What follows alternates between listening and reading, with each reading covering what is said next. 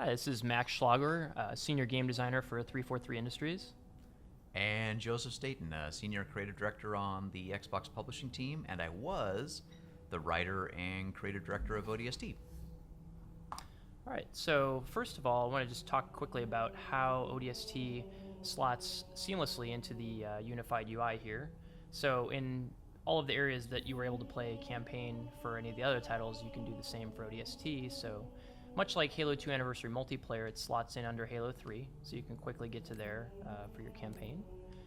Same with playlists. You can go under Halo 3 and click through and go through ODST.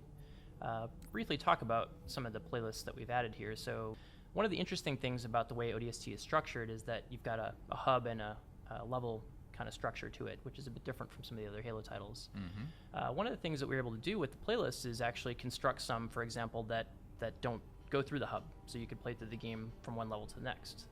On the flip side, you also have the ability to play one of the playlists that is every iteration of Mombasa Streets from back to back. So you can see every city-state and play through each clue in order in that particular playlist.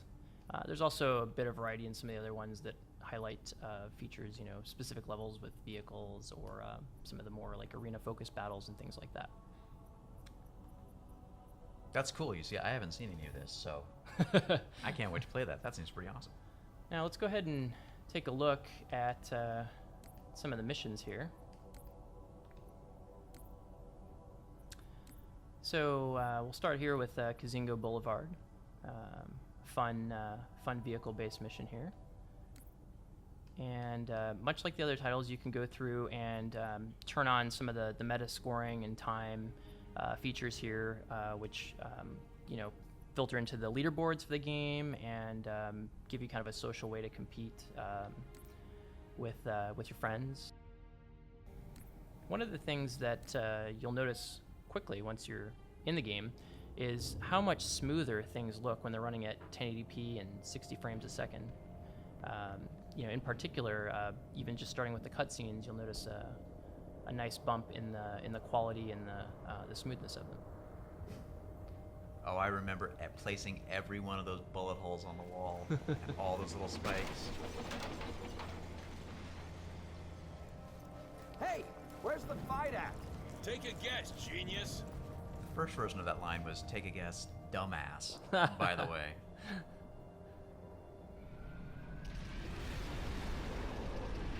That's C.J. Cowan with the manhole bouncing off his head, or Pat, one of the two, animated that chestnut. All right, so let's go take a look through a level, and just like all the other games, the universal control schemes are supported for ODST. We've added several ODST-specific ones that you can use.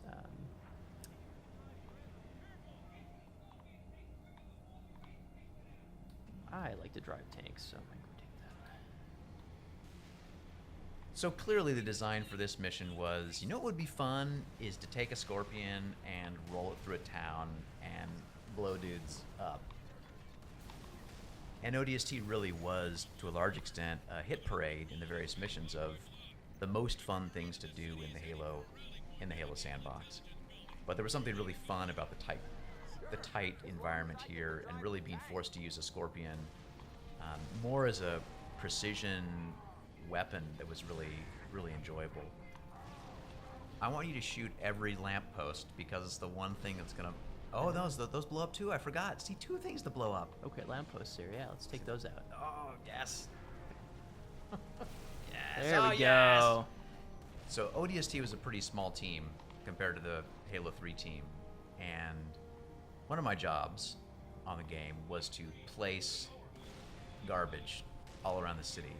And I don't know if I placed the garbage in this area. This might have been Vic, actually, who placed the garbage here. I can't remember, but needless to say, going around and placing all the little trash and cans. I'm so glad that I can see it all now up-resed. Every last newspaper. High-res garbage. That's good. It's a monument to all my sins.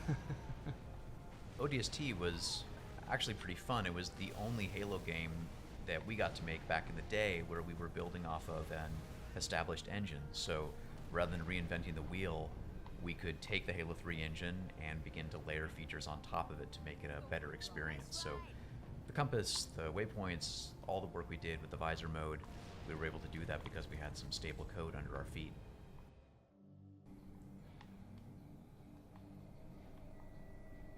Take a look at NMPDHQ, a bit of a different level than Zingo. Yep, and absolutely, this is probably, well, at least one of my top 3 cinematics from the whole game. Because Romeo is such a complete jerk. Hey, rookie, you out A there? lovable jerk. Respond. That's an order. Give it up, Gunny. Even if he ain't dead, he's lost in that soup. Our comms can't Yeah, cut we had through that. one animator do all the cinematics for ODST for the most part, Pat, and he just rocked it. This was his first big job.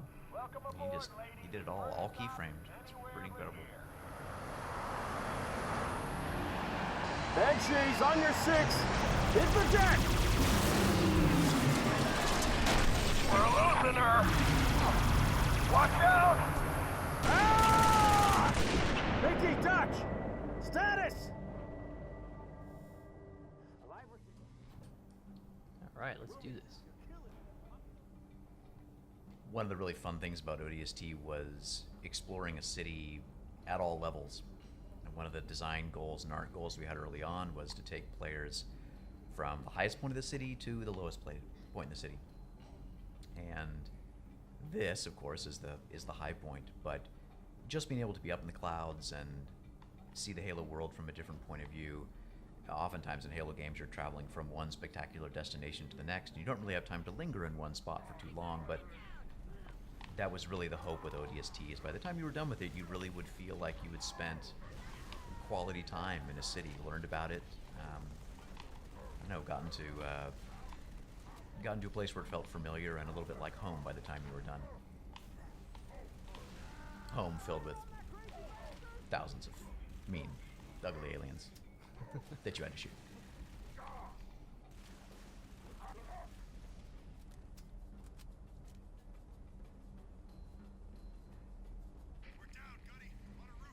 Oh, I remember this room very well. You see that guy with his head up against the desk there on the left? Yeah, you. I'm looking at you, that guy. Placing bodies was such a giant pain in the butt in ODST, I can't even tell you. You had to just drop and hope that the physics landed them in the right spot. And to get that guy with his head perfectly placed against there, that was like 2 hours on a Thursday at 3 in the morning for me, and oh my gosh. It looks good, right? Yeah, that's a That's high quality? quality Quality corpse placement? corpse placement. Good. This room had a lot of corpse placement love.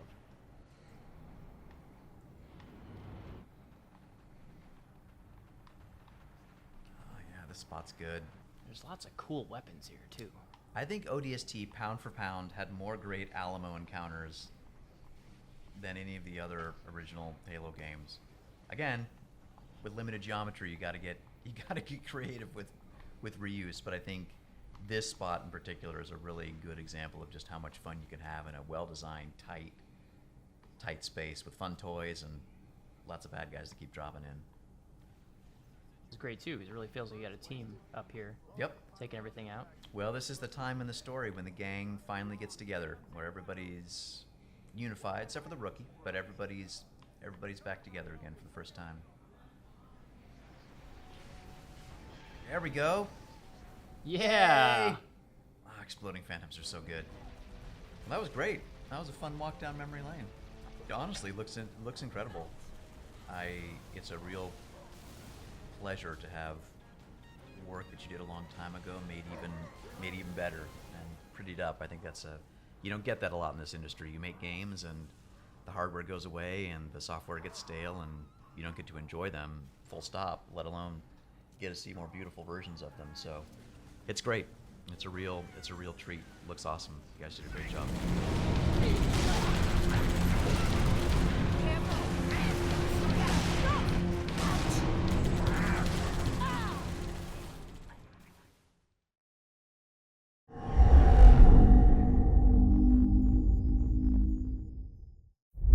Only on Xbox One.